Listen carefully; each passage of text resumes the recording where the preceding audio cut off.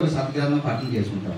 అలా చేసుకోవడం వల్ల ఏంటంటే మనం భౌతికంగాను ఆధ్యాత్మికంగాను కూడా మనం అభివృద్ధిలో వెళ్తాం.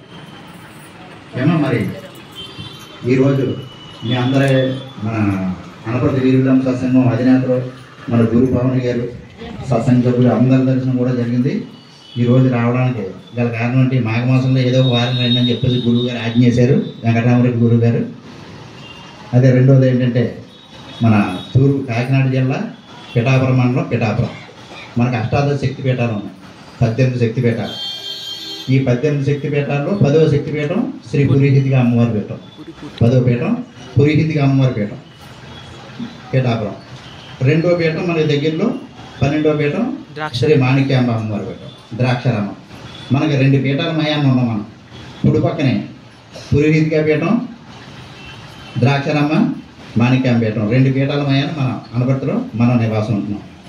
ఈ పురీహితిగా పీఠం శక్తిపీఠం, అష్టాదశ శక్తిపీఠాల్లో శక్తిపీఠం కుక్కుటేశ్వర స్వామి స్వయంభూగా వెలిసినటువంటి క్షేత్రం.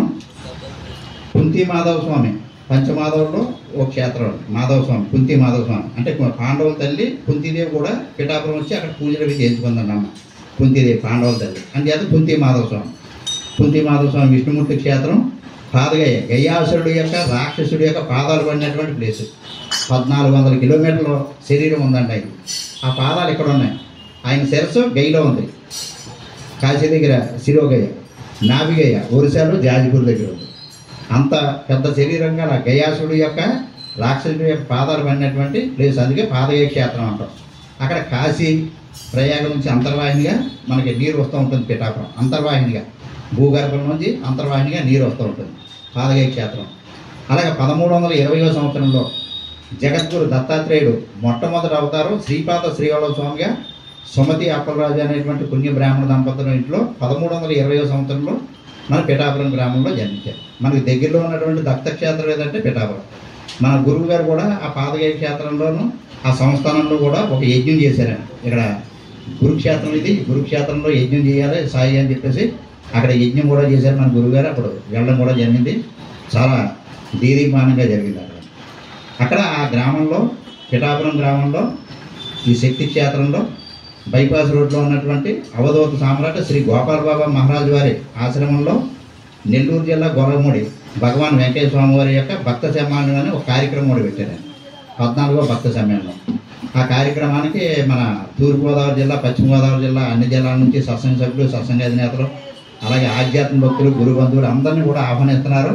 వచ్చినటువంటి భక్తులు అందరికీ కూడా అక్కడ టిఫిన్ టైంకి టిఫిన్, భోజనం టైం భోజనం, టీ టైంకి టీ, తర్వాత 19వ తారీఖున అక్కడ రాత్రి నిద్ర చేయడానికి కూడా అవకాశం ఇస్తున్నారు గోపాల బాబా ఆశ్రమంలో. ఇది మంచి చక్కటి అవకాశం. ఒక మహాత్ముడు గొల్లమూడి వెంకయ్య స్వామి అంటే షిరిడి సాయిబాబా ఎలాగో, మన షిరిడి సాయిబాబా ఉన్నారు కదా, షిరిడి సాయిబాబా ఎలాగో గొల్లమూడి వెంకయ్య స్వామి కూడా అలా గొల్లమూడి వెంకయ్య స్వామి వారు ఉండగా మన సత్సంగ అధినేత గారు మంగతాయర్మాత గారు ఉండేవారు. మంగతాయర్మాత గారు వాళ్ళ అబ్బాయిల్లో నెల్లూరులో లైనండి గొల్లమూడి వెంకయ్య స్వామి భక్తురాల్లో. ఒకసారి ఏదో కార్యక్రమం కాగడానికి ఇంటికి వెళ్తే ఆ ఫోటోలు అవి ఉన్నాయి, ఆశ్చర్యపోయింది. ఎప్పుడు 20 ఏళ్ల క్రితం. ఆ తర్వాత మనకు అనపర్తి నలగాలవా దగ్గర కూడా వెంకయ్య స్వామి ఆశ్రమం అది పెట్టారు వెంకటరెడ్డి గారు. ఇటువంటి భక్త సమ్మేళనం అంటే నెల్లూరు జిల్లా గొల్లమూడి భగవాన్ వెంకయ్య స్వామి అఖిలాంధ్ర భక్త సమ్మేళనం 14వ సమ్మేళనం కార్యక్రమం పెట్టారు. మన అనపర్తి ఏరియా తరఫు నుంచి నన్ను ఉపన్యాసం చెప్పమని చెప్పేసి కూడా వాళ్ళు కోరడం జరిగింది. మన అన్ని సత్సంగాల తరఫు నుంచి నన్ను అక్కడ ఉపన్యాసం చెప్పమన్నారు. అలాగే ఆ రోజు వచ్చినటువంటి భక్తులు ఎవరైనా చెప్పేవాళ్ళు ఎవరైనా ఉంటే కూడా చెప్పచ్చు.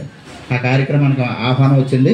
మీరు అందరూ కూడా అవకాశం ఉన్నవాళ్ళు సద్వినియోగం చేసుకోండి. ఏమా నాకు ఈ అవకాశాన్ని ఇచ్చినటువంటి మీకు అందరికీ కూడా హృదయపూర్వక నమస్కారం. 2025వ సంవత్సరం మార్చి నెల 19వ తారీఖు బుధవారం, 20వ తారీఖు గురువారం, 2 రోజుల కార్యక్రమం.